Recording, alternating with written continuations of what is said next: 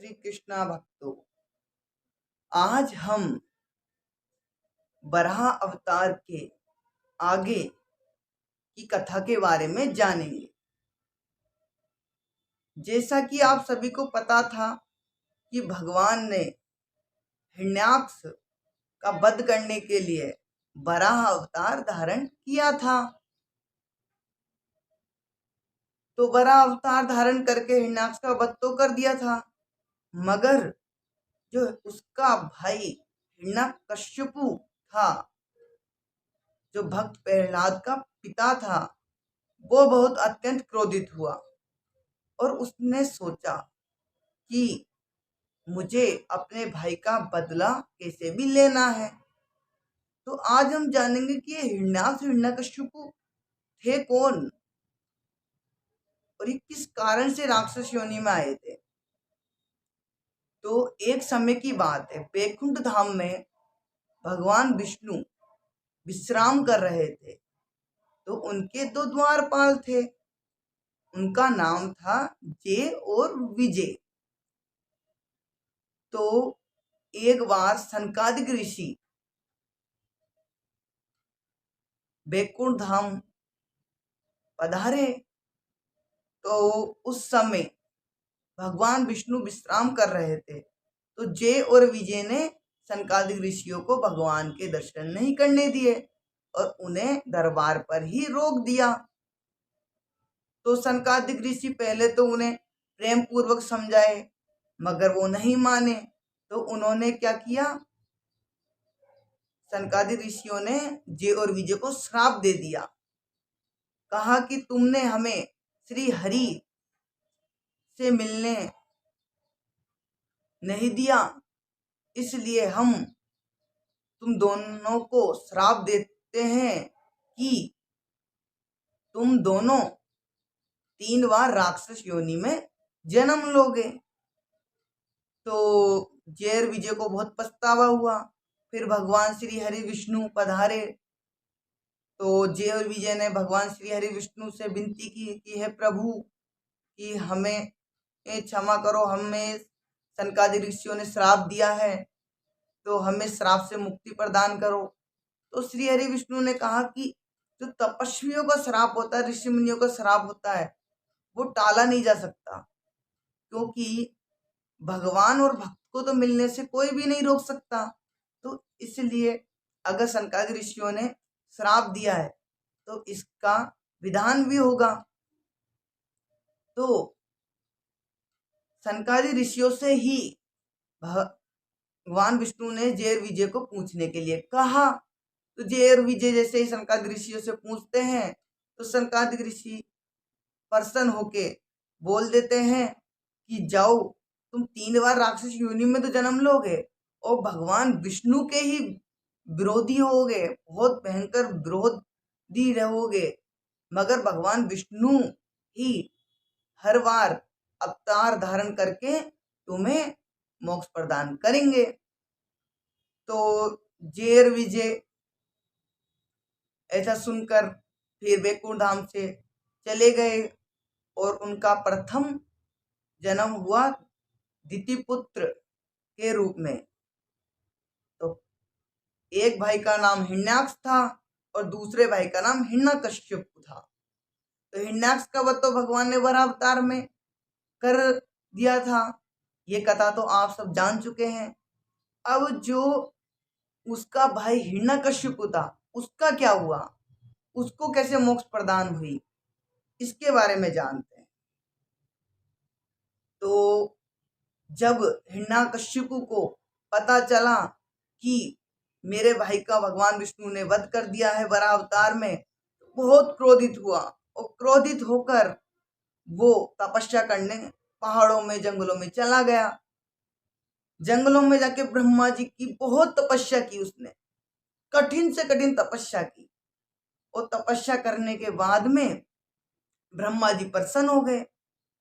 ब्रह्मा जी प्रसन्न हुए तो ब्रह्मा जी से हिरण्यकश्यपु ने वरदान मांगा। पहले ब्रह्मा जी को वचनबद्ध कर दिया और फिर वरदान मांगा। ब्रह्मा जी ने पूछा कि मांगो वत्स, क्या वरदान मांगते हो। तो हिरण्यकश्यप बहुत समझदार था, तो उसने कहा कि हे प्रभु, हे ब्रह्मा जी, आप के जो इस सृष्टि में प्राणी है, आपने जिन्हें निर्मित किया है, उन सभी से मुझे एवध्य कर दो। मतलब मुझे कोई नहीं मार पाए, ना देवता मार पाए, ना नर मार पाए, ना नारी मार पाए, ना पशु मार पाए, ना पक्षी मार पाए, ना मैं दिन में मरूं, ना रात में मरूं, ना मैं घर के बाहर मरूं, ना घर के भीतर मरूं, ना मैं शस्त्र से मरूं, ना मैं अस्त्र से मरूं।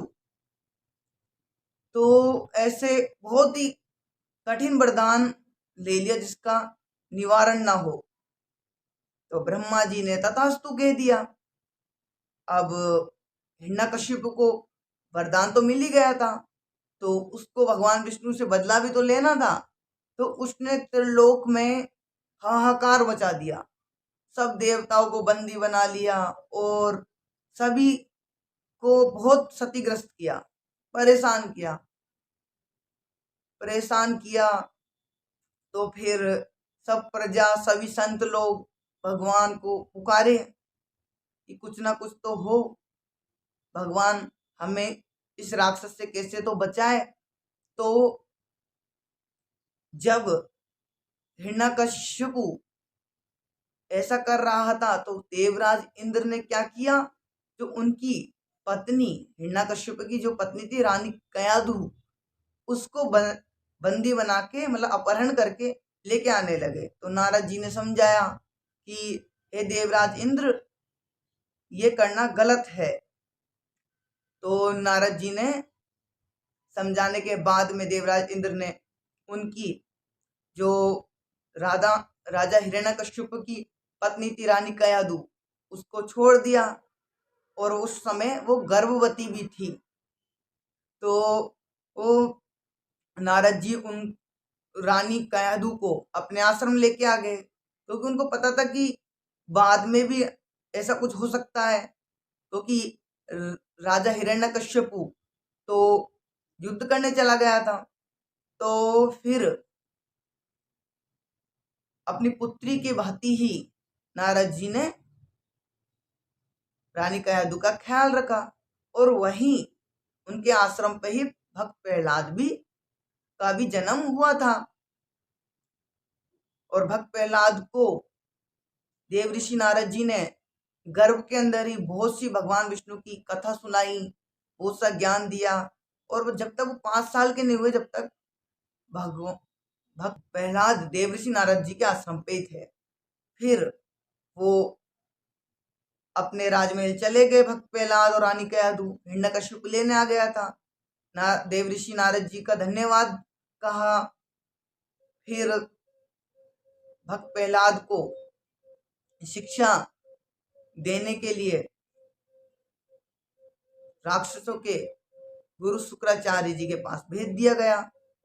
तो भक्त प्रहलाद तो भगवान श्री हरि का परम भक्त था, तो वो उन्हें तो हमेशा श्री हरि का नाम ही प्रिय लगता था और श्री हरि का नाम ही लेते रहते थे। इस चीज से गुरु शुक्राचार्य भी परेशान हुए, मगर उन्होंने देखा चलो कोई बात नहीं, हो जाएगा ठीक। फिर जैसे शिक्षा पूर्ण हुई तो भक्त प्रहलाद को राजमहल ले जाया गया। तो हिरण्यकश्यपु ने राजमहल के भवन में भक्त प्रहलाद से पूछा कि बताओ अनवस, क्या शिक्षा मिली तुम्हें, भगवान कौन है। तो हिरण्यकश्यप तो अपने आप को भगवान बताता था, तो उसने पूछा कि भगवान कौन है। तो वो भक्त प्रहलाद ने श्री हरि का नाम लिया। तो उससे हिरण्यकश्यप को बहुत क्रोध आया। तो उसने भक्त प्रहलाद पे क्रोधित होकर उसको बहुत यातनाएं दी। भक्त प्रहलाद को उन्होंने तेल में, गरम गरम तेल में डलवाया, पहाड़ से फेंकवाया, हाथियों से कुचलवाने का प्रयास किया, सर्पों से कटवाने का प्रयास किया, मगर भक्त प्रहलाद पे तो श्री हरि की कृपा थी, तो उन्हें कुछ भी नहीं हुआ। तो फिर जब हिरण्यकश्यप परेशान हो गया, तो उसके भवन में, राजमहल में एक गरम खंबा लोहे का लगवाया और बिल्कुल गर्म, जिससे अगर किसी को बांध दिया जाए तो वो भस्म हो जाए।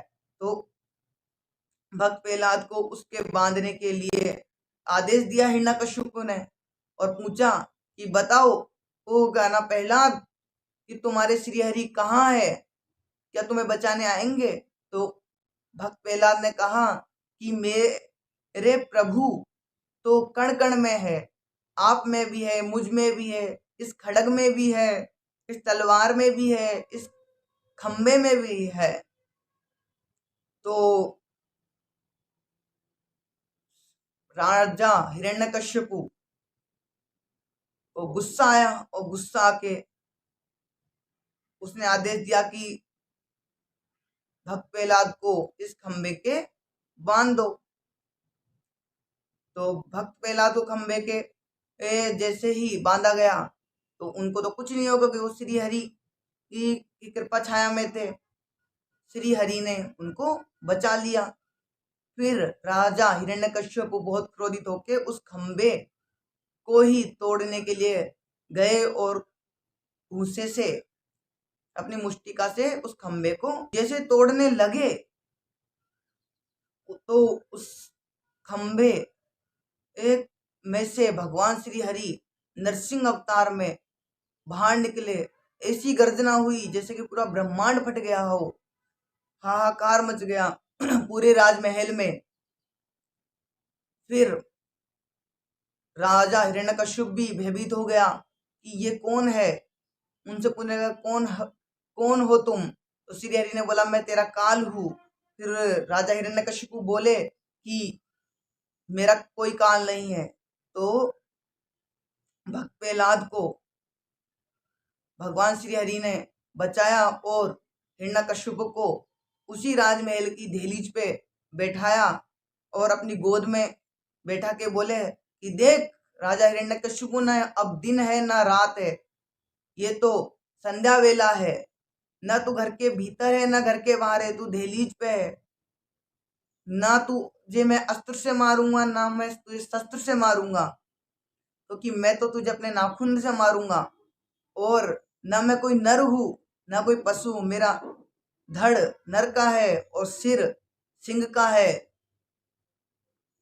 तो तेरा वरदान तो व्यर्थ ही हो गया राजा हिरण्यकश्यपु। और ऐसे कहकर भगवान ने राजा हिरण्यकश्यपु का वध कर दिया और भक्त प्रहलाद की रक्षा की और माता लक्ष्मी सहित उनको दर्शन दिए। इस प्रकार राजा हिरण्यकश्यपु को भी मोक्ष प्राप्ति हुई।